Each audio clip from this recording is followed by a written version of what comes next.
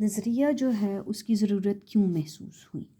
اب سب سے پہلے جو وجہ آ جاتی ہے، سب سے پہلے وجہ جو آ جاتی ہے وہ آپ کا مذہب آ جاتا ہے، ٹھیک ہے؟ اگر ہم مذہب کی بات کریں، جیسے اگر کسی ایک جگہ، کسی ایک علاقے کے لوگ ایک جگہ پہ اکٹھے ہوں اور ان کا مذہب بھی ایک ہو تو ان کا نظریہ، ان کی سوچ بھی ایک جیسی ہو جاتی ہے۔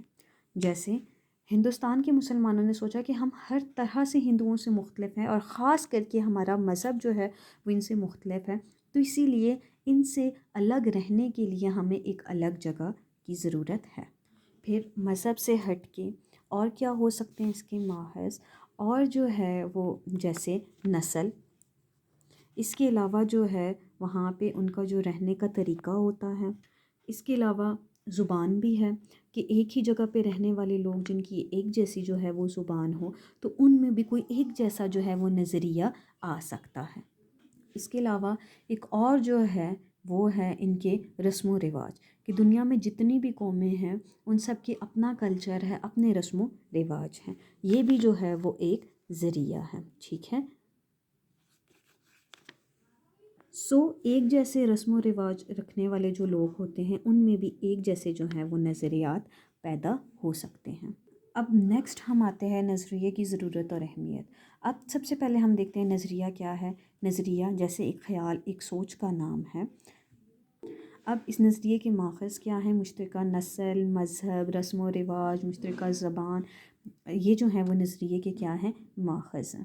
ان تمام لوگوں میں ایک جیسے جو ہیں وہ نظریات پائے جا سکتے ہیں۔ کن لوگوں میں؟ جن کا مذہب ایک جیسا ہو، نسل ایک جیسی ہو، رسم و رواج، زبان، اس طرح کے لوگوں میں کیا ہوتا ہے؟ ایک جیسا نظریہ جو ہے وہ پایا جا سکتا ہے۔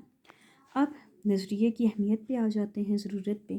نظریہ جو ہے وہ کسی بھی قوم، کسی بھی ملک کے لیے، اس کو جو ہے وہ اس کی ڈیولپمنٹ کے لیے، اس کی ترقی کے لیے ان کا کوئی نہ کوئی نظریہ ہونا جو ہے وہ بہت زیادہ ضروری ہے۔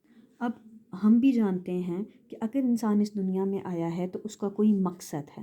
اگر انسان کی اس دنیا میں آنے کا ہی کوئی مقصد جو ہے وہ نہ ہو تو آنا یا رہنا یہ جو ہے وہ بالکل ایک فضول ہوتا ہے۔ انسان کا اس دنیا میں آنے کا ہی کوئی نہ کوئی جو ہے وہ مقصد ہے۔ اسی طرح سے قوم میں یا ملک جو ہے جب تک اگر ان کا کوئی نظریہ نہیں ہوتا تو وہ ترقی کی طرف نہیں جا سکتے۔ جیسے کہ میں نے آپ کو بتایا کہ دنیا میں انسانوں کے آنے کا ہی کوئی نہ کوئی مقصد ہے، تو یہاں سے ہی آپ کو نظریے کی اہمیت کا پتہ چل جاتا ہے۔ پھر جو نظریہ ہے وہ قوموں میں یا ملک میں جو ہے اس کی ترقی جو ہے اس کا مقصد ایک پیدا کرتا ہے کہ اگر ہم رہ رہے ہیں تو ہمارا کوئی جو ہے وہ مقصد جو ہے وہ ہونا چاہیے۔ نظریے کی اہمیت اتنی ہے کہ اگر کوئی قوم جو ہے وہ اپنے نظریے کو نظر انداز کر دے تو اس قوم کا جو وجود ہے وہی خطرے میں پڑ جاتا ہے۔